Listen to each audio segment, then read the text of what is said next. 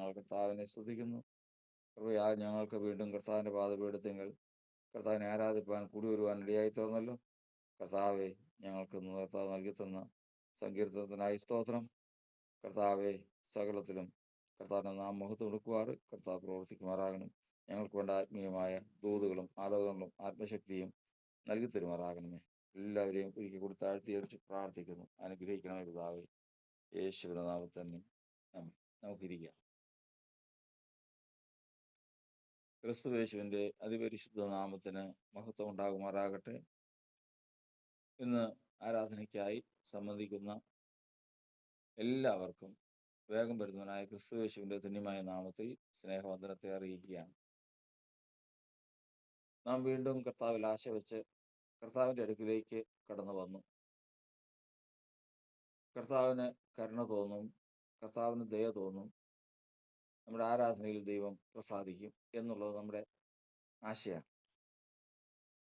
എന്നാൽ ദൈവത്തിൻ്റെ വചനം നമ്മെ പഠിപ്പിക്കുന്നത് ദൈവത്തിൻ്റെ മനസ്സലിവ് ഓർത്ത് നിങ്ങളെ പ്രബോധിപ്പിക്കുന്നത്. അപ്പോൾ ദൈവം മനസ്സലിയണം. ദൈവം മനസ്സലിയണമെങ്കിൽ എന്താ വഴി? ഇപ്പോൾ ഒരു വീട്ടിൽ ഒരാളുടെ കാര്യം സാധിക്കാൻ വേണ്ടി പോവാം. അപ്പൊ പറഞ്ഞു വിട്ട ആള് പറഞ്ഞു ചെന്ന് കഴിഞ്ഞാൽ അവരുടെ ഒരു കൊച്ചുണ്ട്, ഒരെണ്ണേ ഉള്ളൂ. അതിനോട് സ്നേഹമായിട്ട് ഇടപെട്ട് അതിനെ ഒന്ന് എടുത്തുകൊണ്ടൊക്കെ നടന്ന് അയാളെ ആദ്യം സ്വാധീനിക്കണം, എന്നിട്ട് വേണം കാര്യം പറയാൻ. അങ്ങനെ കേട്ടയാള് പോയി ആ ഭവനത്തിൽ ചെന്നു. അവിടെ പെരുമാറുന്ന ഇടയ്ക്ക് കുട്ടിയെ കണ്ടു. കുട്ടിയോട് വളരെ സ്നേഹമായിട്ടും അവനെക്കുറിച്ച് അല്പം പുകഴ്ത്തിയൊക്കെ പറഞ്ഞു അയാൾ ആ കാര്യം സാധിച്ചു പോകുന്നു. അപ്പോൾ നമ്മൾ ചിന്തിക്കുന്നത് അയാൾ ആ കാര്യം സാധിച്ചതിൻ്റെ കാരണം ആ സാധിപ്പിച്ചു കൊടുത്ത ആള് ഇയാളോട് മനസ്സലിഞ്ഞു, അല്ലെങ്കിൽ അയാളോട് മനസ്സ് വെച്ചു. കാരണം അയാളുടെ മനസ്സിനെ സ്വാധീനിക്കുന്ന ഒരു പ്രവൃത്തി ഇയാൾ ചെയ്തു. ഇത് തന്നെ കാരണം. അതുപോലെ തന്നെയാണ് ദൈവത്തിൻ്റെ അടുക്കൽ വരുമ്പോൾ ദൈവം പ്രസാദിക്കണമെങ്കിൽ പുറമേ ഉള്ളതിനെ ദൈവം നോക്കില്ല. ദൈവം നോക്കുന്നത് ഹൃദയത്തെ നോക്കുന്നു. ഹൃദയത്തെ നോക്കുമ്പോൾ അതിനകത്ത് ദൈവത്തിൻ്റെ പുത്രൻ ഉണ്ടാകണം, ദൈവത്തിൻ്റെ പുത്രനെ കുറിച്ചുള്ള ഓർമ്മയുണ്ടാകണം. അപ്പൊ തന്നെ പ്രശ്നങ്ങളുടെ നല്ലൊരു ഭാഗം തീർന്നു. അതുകൊണ്ടാണ് ക്രിസ്തുവിന്റെ സഹിഷ്ണുതയെ ഓർപ്പിച്ച് നിങ്ങളെ പ്രബോധിപ്പിക്കുന്നു. ക്രിസ്തുവിന്റെ സഹിഷ്ണുതയിലേക്ക് നിങ്ങളെ നടത്തുന്നു. ക്രിസ്തുവിന്റെ ക്രൂശുമരണം ഓർക്കണം. ഇങ്ങനെ ക്രിസ്തുവിനെ കുറിച്ചുള്ള ഓർമ്മയുണ്ടോ? വിശേഷാൽ അവൻ അനുഭവിച്ച ആ നിഷ്കളങ്ക മനുഷ്യൻ അനുഭവിച്ച വേദന അതിൻ്റെതായ അർത്ഥത്തിൽ അറിയുന്നവരുണ്ടോ? അവിടെയാണ് വിഷയം. കർത്താവിന്റെ സ്തോത്രം.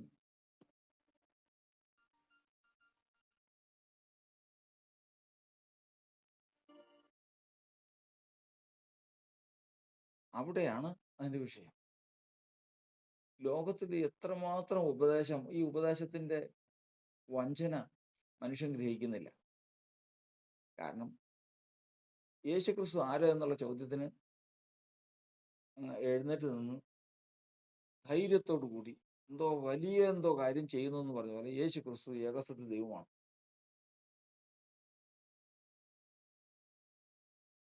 അവനെന്തോ ധൈര്യത്തോടു കൂടി ആരെയൊക്കെ വെല്ലുവിളിച്ച് പറയുന്ന പോലെയാണ്. എന്നാൽ യഥാർത്ഥത്തിൽ എന്താ അവൻ? എന്നാ പിന്നെ കരഞ്ഞ എന്താ? ദൈവം കരയോ? ദൈവം വിശക്കുവോ? ഇങ്ങനെയൊക്കെയുള്ള കാര്യങ്ങൾ ചോദിച്ചതൊന്നും അറിയാൻ പാടില്ല. പക്ഷെ മറ്റേ കാര്യങ്ങൾ അറിയാം. യേശുക്രിസ്തു ദൈവം. ഇത് തന്നെയാണ് സാത്താനും വേണ്ടത്. കാരണം ദൈവത്തെ, അവൻ ദൈവമാണെങ്കിൽ അവന് 3 ആണിയല്ല 30 ആണി അടിച്ചാൽ എന്ത് കുഴപ്പം? അവനെ പരിഹസിച്ചാൽ അവൻ എന്ത് പ്രശ്നം? അവനെ ഇടിച്ചാൽ കുത്തിയാൽ അവൻ എന്ത് പ്രശ്നം? ഒന്നുമില്ല.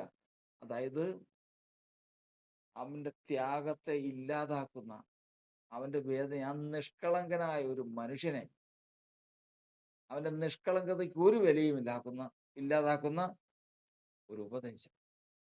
അത് മനുഷ്യൻ അറിയുകയില്ല. കേൾക്കുമ്പോ എന്താ, അവനെ പോലെ ഇത്രയും, അവൻ 1 മണിക്കൂർ സ്റ്റേജിൽ നിന്ന് പ്രസംഗിച്ച് യേശുക്രിസ്തു ദൈവമെന്ന് തെളിയിച്ചതിന് ശേഷം ഇറങ്ങിപ്പോന്ന്. എന്ത് പ്രയോജനം? എന്ത് പ്രയോജനം? അവൻ അനുഭവിച്ച വേദന ദൈവം അനുഭവിച്ചത് എന്നുള്ള നിലയിൽ പറഞ്ഞ് ഒപ്പിച്ചിട്ടിങ്ങ് പോകുന്നു.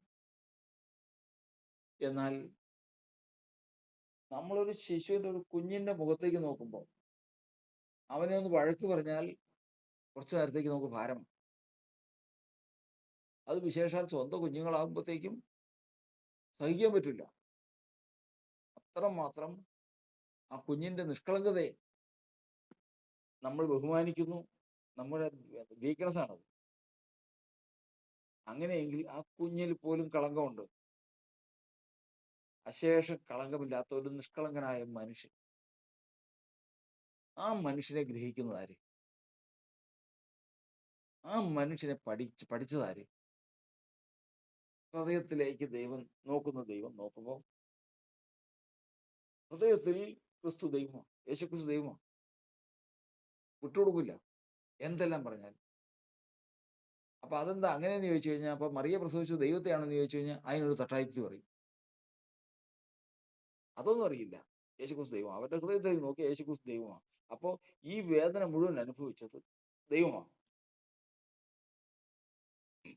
എന്നാൽ ദൈവത്തിന്റെ വചനപ്രകാരം ഒരു ചെറിയ കൂട്ടം ഈ ലോകത്തിലുണ്ട്. സത്യം വെളിപ്പെട്ട് സത്യം ഹൃദയത്തിൽ ഉള്ള കൂട്ടം. അവരുടെ ഹൃദയത്തിലേക്ക് മാത്രം നോക്കുമ്പോൾ അവിടെ ഒരു വ്യക്തിയെ കാണാം. അയ്യോ, ഇതുപോലെ പകരം പറയാനില്ലാത്ത നിഷ്കളങ്കൻ, നീതിമാൻ, നേരുള്ളവൻ,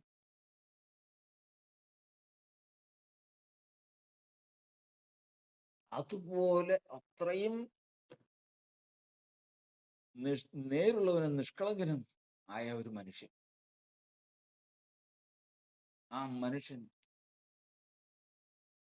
ആ മനുഷ്യനാണ് യഥാർത്ഥത്തിൽ ദൈവത്തിന്റെ മനസ്സിനെ സ്വാധീനിക്കാനുള്ള ഏകമാർഗം. നിങ്ങളുടെ ഉപദേശം എന്താണെന്ന് പലരും ചോദിക്കില്ല. ദുരുപദേശം എന്ന് പറഞ്ഞ് ഞങ്ങളെ പുറത്താക്കിയേക്കുമല്ലോ. കുഴപ്പമില്ല, പ്രശ്നമില്ല. പക്ഷേ ഞാനോ ക്രൂശിക്കപ്പെട്ട ക്രിസ്തുവിനെ പ്രസംഗിക്കും. ഞാൻ പ്രസംഗിക്കുന്നത് ആ നിഷ്കളങ്ക മനുഷ്യനെ. യേശുക്രിസ്തു എന്ന ദൈവത്തെ അല്ല എന്നോട് പ്രസംഗിക്കാൻ പറഞ്ഞിരിക്കുന്നത്, ക്രൂശിക്കപ്പെട്ട ക്രിസ്തുവിനെയാണ്, ആ നിഷ്കളങ്ക മനുഷ്യനെയാണ് എന്നോട് പ്രസംഗിക്കാൻ പറഞ്ഞു. അവൻ ദൈവമായി എന്നേക്കും വാഴ്ത്തപ്പെട്ടവൻ, അത് ശരിയാ. പക്ഷേ അവൻ എന്ത് അനുഭവിച്ചു എന്നറിയണമെങ്കിൽ അവന്റെ നിഷ്കളങ്കത അറിയണം. ഇതറിയാതെ ഒരു മനുഷ്യനും ദൈവത്തിൽ നിന്ന് പൂർണ്ണമായി പ്രതിഫലവും അനുഗ്രഹവും പ്രാപിക്കില്ല. നമ്മൾ ഭരണഘടനയെ കുറിച്ച് കേട്ടിട്ടുണ്ട്. അതിൽ എഴുതുമ്പോൾ ഇപ്രകാരം എഴുതിയിട്ടുണ്ടെന്ന് കേട്ടിട്ടുണ്ട്. 1000 കുറ്റവാളികൾ രക്ഷപ്പെട്ടാലും, കുറ്റവാളിയാണ്, പക്ഷെ 1000 കുറ്റവാളികൾ രക്ഷപ്പെട്ടാലും ഒരു നിരപരാധി ശിക്ഷിക്കപ്പെടരുത്. കാരണം മനുഷ്യവംശത്തിന്റെ ഏറ്റവും വലിയ ദുഃഖമാണ് നിരപരാധിയുടെ ശിക്ഷ, നിരപരാധി ശിക്ഷിക്കപ്പെടുക എന്നുള്ളത്. അങ്ങനെയെങ്കിൽ ലോകത്തിൽ നിരപരാധിയായിട്ട് ആരുമില്ല. എല്ലാ മനുഷ്യരും അവരുടെ ഹൃദയത്തെ പരിശോധിച്ചാൽ അവരിൽ പാപമുണ്ട്, ദോഷമുണ്ട്, വക്രതയുണ്ട്, വഞ്ചനയുണ്ട്, എല്ലാം ഉണ്ട്. എന്നാൽ ഈ പറഞ്ഞ നിഷ്കളങ്കനായ മനുഷ്യൻ, നിരപരാധിയായ മനുഷ്യൻ, അവൻ അനുഭവിച്ച ത്യാഗവും കൂടി ഓർക്കുമ്പോൾ, ഇത്രയും കാര്യങ്ങൾ ഓർത്തു വന്നാൽ, ഞാൻ ആദ്യം പറഞ്ഞല്ലോ, ഒരു ഭവനത്തിൽ ചെന്ന് ഒരു ഉദ്യോഗസ്ഥന്റെ കയ്യിൽ നിന്ന് കാര്യസാധ്യം പ്രാപിക്കാനായിട്ട് അദ്ദേഹത്തിന്റെ കുഞ്ഞിനെ താലോലിച്ചതുപോലെ ദൈവത്തിന്റെ സന്നിധിയിലേക്ക് ഈ പറഞ്ഞതുപോലെ ഈ നിരപരാധിയും നിഷ്കളങ്കനും നേരുള്ളവനുമായ ഈ മനുഷ്യനെ ഹൃദയത്തിൽ ധരിച്ച് ഒരു കാര്യം ചോദിക്ക്. അവിടെ ആ കർത്താവ് പറഞ്ഞിരിക്കുന്നത് എന്താണെന്നറിയാമോ? നിങ്ങൾ ഇന്ന് വരെ എൻ്റെ നാമത്തിലൊന്നും അപേക്ഷിച്ചിട്ടില്ല, എൻ്റെ നാമത്തിൽ അപേക്ഷിപ്പിൻ എന്നാൽ നിങ്ങൾക്ക് കിട്ടും. അതാണ് കർത്താവിന്റെ നാമത്തിന്റെ യഥാർത്ഥ പൊരുൾ നിൽക്കുന്നത്. അവന്റെ ദൈവത്വത്തിലല്ല നമുക്ക് രക്ഷയുടെ പൊരുൾ നിൽക്കുന്നത്. യേശുക്രിസ്തു എന്ന നാമം യേശു ഇവിടെ ജനിക്കുന്നതിന് മുമ്പേ ഉണ്ട്. BC 1410 തന്നെ കർത്താവിന്റെ നാമം ഉണ്ടായതാണ്, ഉളവായതാണ്. പക്ഷെ അതിലാരും രക്ഷപ്പെട്ടിട്ടില്ല. അതിലൊരു ഭൂതവും പുറത്തായിട്ടില്ല, അതിലൊരു രോഗവും സൗഖ്യമായിട്ടില്ല, അതിലൊന്നും സംഭവിച്ചിട്ടില്ല. അത് സംഭവിക്കാനുള്ള ഏക മാർഗം വന്നത് ഈ നിഷ്കളങ്കനായ മനുഷ്യൻ ലോകത്തിലേക്ക് വന്നപ്പോഴാണ്. അവനതാണ് യഥാർത്ഥത്തിൽ കർത്താവിന്റെ നാമത്തിന്റെ വെളിപ്പാട്. അവനാണ് കർത്താവിന്റെ നാമത്തിൽ അപേക്ഷിക്കുന്നവൻ ഏറ്റവും ആദ്യമേ തന്നെ ഇത് ധരിച്ചിരിക്കണം. യേശു ക്രിസ്തു എന്ന ആ നിഷ്കളങ്ക മനുഷ്യനെ അത് ഹൃദയത്തിൽ ധരിച്ചാൽ, ദൈവത്തിന്റെ വചനം പറയുന്നത്, ദൈവത്തിന്റെ അടുക്കിലേക്ക് വരുമ്പോൾ ഹൃദയത്തെ നോക്കുന്ന ദൈവം അവന്റെ ഉള്ളിൽ കാണുന്ന നിഷ്കളങ്ക മനുഷ്യൻ, നിരപരാധിയായ മനുഷ്യൻ, യാതൊരു തെറ്റും ചെയ്യാത്ത മനുഷ്യൻ അനുഭവിച്ച അപരാധിയുടെ ശിക്ഷ, കഠിനമായ അപരാധിയുടെ ശിക്ഷ അവന്റെ ഹൃദയത്തിലുണ്ട്. സംശയം വേണ്ട, മാറ്റം വേണ്ട. പിന്നെ ആവട്ടെ, നീ ചോദിച്ചത് ഞാൻ പിന്നെ തരാന്ന് പറയില്ല, അപ്പോൾ തന്നെ മറുപടിയാണ്. അതാണ് ആ കൂടെ ക്രൂശിക്കപ്പെട്ട കള്ളന് കിട്ടിയ നേട്ടം. എന്താണെന്നറിയാമോ? കൂട്ടുകാരൻ ദൂഷിച്ചപ്പോ അവൻ ശാസിച്ചു, കൂട്ടുകാരാ, നീ എന്തായി പറയുന്നത്?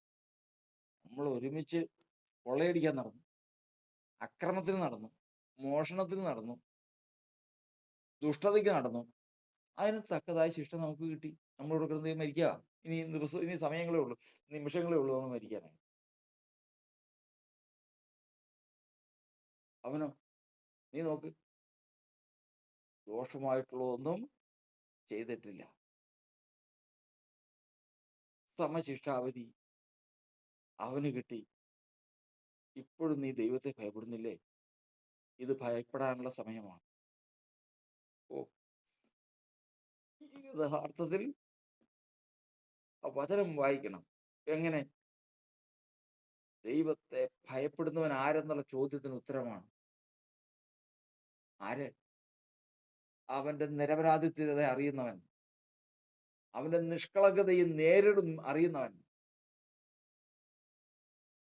ഒരു തെറ്റും ചെയ്യാതെ അവരനുഭവിച്ച കഷ്ടത എത്ര വലുതെന്നറിയുന്നവൻ, ദുഷ്ടമനുഷ്യന് ലഭിച്ച അതേ ശിക്ഷ അനുഭവിച്ചവൻ. അത് കാണുമ്പോൾ ഒരു മനുഷ്യന്റെ ഹൃദയത്തിൽ ഉണ്ടാകുന്നതാണ് ദൈവഭയം.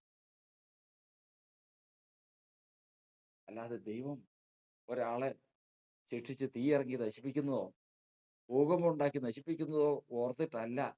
ദുഃഖം, ഏറ്റവും ഭയം, ദൈവഭയം വേണ്ടത് അവന്റെ നിരപരാധിത്വം, അവന്റെ നിഷ്കളങ്കത, അവന്റെ നീതി, അവന്റെ നേര്, ഇത്രയെല്ലാം ഉണ്ടായിട്ടും അവൻ അനുഭവിച്ച ആ വേദന. കള്ളൻ നോക്കിയതുപോലെ കള്ളന് കാര്യം മനസ്സിലായി. ദൈവം ഹൃദയത്തിൽ നോക്കുന്ന ദൈവം കള്ളന്റെ ഹൃദയത്തിലേക്ക് നോക്കുമ്പോൾ കാണുന്ന ആ നിഷ്കളങ്ക മനുഷ്യൻ സംശയമൊന്നും വേണ്ട. പിന്നത്തേക്ക് വെച്ചില്ല.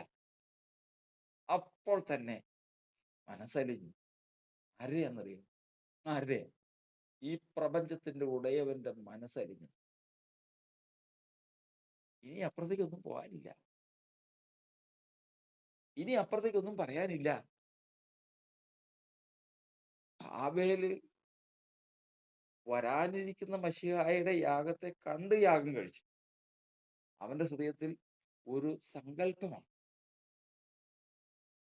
അവന്റെ ഹൃദയത്തിൽ ഒരു ജ്ഞാനത്തിന്റെ വശമാണ്. ഇതങ്ങനെയല്ല, നേരിട്ട് കാണുകയാണ്. നേരിട്ട് ദൈവത്തിന്റെ വചനം പറയുന്നത്, മതി ദൈവം പ്രസാദ്, ഇനി ഒന്നും പറയണ്ട. ഞാൻ എന്തോരം കളവിന് പോയിട്ടുണ്ട് കർത്താവേ, കൊള്ളയ്ക്ക് പോയിട്ടുണ്ട്, ഒന്നും പറയണ്ട. മനസ്സലിഞ്ഞു കഴിഞ്ഞ്. ആരാന്നറിയാമോ? മനുഷ്യനല്ല, സകലത്തിന്റെയും ഉടയവനായ ദൈവം മനസ്സലിഞ്ഞു കഴിഞ്ഞു. അവൻ പറയുകയാണ്, കർത്താവ് പറയുകയാണ്, നീ എന്നോടുകൂടെ പർദീസയിലിരിക്കും. അപ്പൊ റോമാലേഖനത്തിൽ എഴുതിയിരിക്കുന്ന പോലെ യേശുവിനെ കർത്താവെന്ന് രക്ഷിതാവെന്ന് ഏറ്റു പറയണ്ടേ? സ്നാനപ്പെടണ്ടേ? അതെല്ലാം പിന്നത്തെ കാര്യം. കാര്യം സാധിച്ചു കഴിഞ്ഞു. കാരണം കാര്യം സാധിക്കാനുള്ള ദൈവത്തിന്റെ മനസ്സലിവ് വന്നു കഴിഞ്ഞു. കാരണം ദൈവം മനസ്സലിവാൻ തക്കവണ്ണം അവന്റെ ഹൃദയത്തിലേക്ക് നോക്കിയപ്പോൾ ഒരു നിഷ്കളങ്കനായ മനുഷ്യൻ, ഒരു മാനവരാശിയിൽ ഇതുപോലെ നിഷ്കളങ്കത ഇല്ലാത്ത, അത്ര നിഷ്കളങ്കനായ ഒരു മനുഷ്യൻ, ആരെയും ദ്രോഹിക്കാത്തവൻ, ആ മനുഷ്യന്റെ ദുഃഖം, വേദന, അനുഭവിച്ച ശിക്ഷ അവന്റെ ഹൃദയത്തിലുണ്ട്. കർത്താവിന് സ്തോത്രം. ദൈവത്തിന്റെ വചനം നമ്മെ പഠിപ്പിക്കുന്നത്, ദൈവത്തിൽ നിന്ന് എന്തെങ്കിലും പ്രാപിപ്പാൻ ഒരു മനുഷ്യൻ ഒരുങ്ങുമ്പോൾ ഏറ്റവും ആദ്യം വേണ്ടത് ദൈവം എങ്ങനെ മനസ്സറിയുന്നുവെന്ന് ഓർക്കണം. റോമാലേഖനം 12-ാം അധ്യായത്തിൽ നമ്മൾ വായിക്കുന്നത്, ദൈവത്തിന്റെ മനസ്സലിവ് ഓർപ്പിച്ച് നിങ്ങളെ പ്രബോധിപ്പിക്കുന്നത്. നിങ്ങൾ ബുദ്ധിയുള്ള ആരാധനയായിരിക്കണം. ബുദ്ധിയിൽ വേണം ആരാധിക്കാൻ. ഹൃദയത്തിലേക്ക് ദൈവം നോക്കുമ്പോൾ ദൈവപുത്രനായ ക്രിസ്തു, നിഷ്കളങ്കനായവൻ, നിരപരാധിയായവൻ അനുഭവിച്ച വേദന കള്ളൻ ദർശിച്ചതുപോലെ, കള്ളന്റെ ഹൃദയത്തിൽ ആ നിഷ്കളങ്കനായ മനുഷ്യൻ അനുഭവിച്ച ശിക്ഷ നിരപരാധിയാണെന്ന് അവൻ അറിഞ്ഞ് ഗ്രഹിച്ചതുപോലെ ദൈവത്തിലേക്ക് തിരിഞ്ഞപ്പോൾ, കർത്താവിലേക്ക് തിരിഞ്ഞപ്പോൾ അവന്റെ കാര്യം സാധിച്ചു. കർത്താവിന്റെ സന്നിധിയിലായിരിക്കുന്ന ദൈവത്തിന്റെ ജനം ഓർക്കേണ്ടത്, നമുക്ക് വേണ്ടത് ആരാധനയിൽ ഉള്ള ദൈവത്തിന്റെ പ്രസാദമാണ്. ദൈവം പ്രസാദിക്കണം. നമ്മൾ ആദ്യം പറഞ്ഞതുപോലെ ജീവനെ കളയാൻ തയ്യാറാണ്. യേശുക്രിസ്തു ദൈവമെന്ന് സ്ഥാപിച്ചതിന് ശേഷം മരിച്ചാൽ മതി എന്ന് അറിയുന്നുണ്ടോ? കുരുടന്മാരായ വഴികാട്ടികൾ, കുരുടന്മാരായ യാത്രക്കാർ, കുരുടന്മാരായി വഴി നിർത്തപ്പെടുന്നവർ രണ്ടും ഒരുമിച്ച് പോയി കുഴിയിൽ ചാടുന്നതല്ലാതെ ഒരു നന്മ കണ്ടെത്താൻ സാധിക്കാതെ പോകുന്നതിന്റെ കാരണം മനസ്സിലാക്കണം. ദൈവം ഇതുവരെയും വേണ്ട പോലെ മനസ്സലിഞ്ഞിട്ടില്ല. ഒരു കാര്യം മനസ്സിലാക്കണം, ഇച്ഛിക്കുന്നവനാലല്ല, ഓടുന്നവനാലുമല്ല, കരുണ തോന്നുന്ന ദൈവത്താൽ അത്രയും സ്ഥലവും സാധിക്കുന്നു. ആരെന്തോരം ആഗ്രഹിച്ചാലും എത്ര അധ്വാനിച്ചാലും അവന് കാര്യം സാധിക്കില്ല. കാര്യം സാധിക്കണമെങ്കിൽ ദൈവത്തിന് കരുണ തോന്നണം. ദൈവത്തിന് കരുണ തോന്നാനുള്ള വഴി എപ്പോ പറഞ്ഞു? ദൈവത്തിന് കരുണ തോന്നണമോ? വേറൊരു വഴിയില്ല. അതുകൊണ്ട് നമ്മുടെ ആരാധന ദൈവത്തെ പ്രസാദിപ്പിക്കുന്നതും ദൈവത്തിന്റെ മനസ്സലിവ് ഉണ്ടാക്കുന്നതും, നമ്മുടെ ആരാധനയിൽ ദൈവം പ്രസാദിച്ച് സാക്ഷ്യം കൽപ്പിക്കുന്നതും,